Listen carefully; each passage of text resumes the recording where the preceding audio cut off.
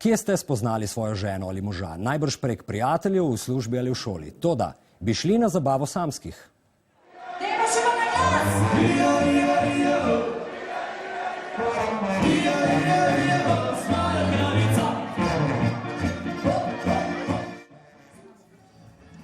V ljubljanskem klubu Cvetličarna se je sinoči zbralo več kot 1000 samskih.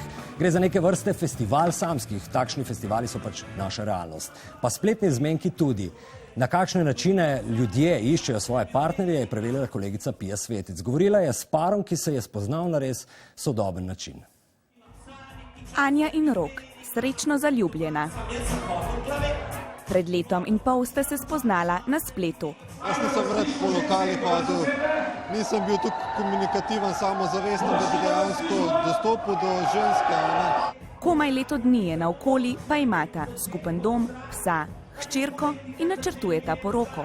Ni v sram priznati, kje sta se spoznala. Mislim, da je to super način sploh za fante, ki ne radi hodijo ven, tako kot jaz. Na največji dogodek za samske pri nas sta prišla, da delita svojo zgodbo. Vedno več ljudi namreč za iskanje ljubezni uporablja spoznavne portale, družbena omrežja in aplikacije. Tinder je zanimiva stvar, bom tako rekel. Drugače je v redu, sam lahko pa veliko časa s tem zapravaš. Poznam veliko ljudi, ki so našli ljubezen svojega življenja, ampak moraš pa biti zelo previden. Izkušnjo z dekletom spleta ima tudi reper Nipke, ki je zgodbo prelil kar v pesem. Itak, da je prek neta pač zadnje čase najlažje spoznavati ljudi, zaradi tega, ker si lahko doma v fotelju, pa sam klikneš, pa malo napišeš, pa si že noter, ne.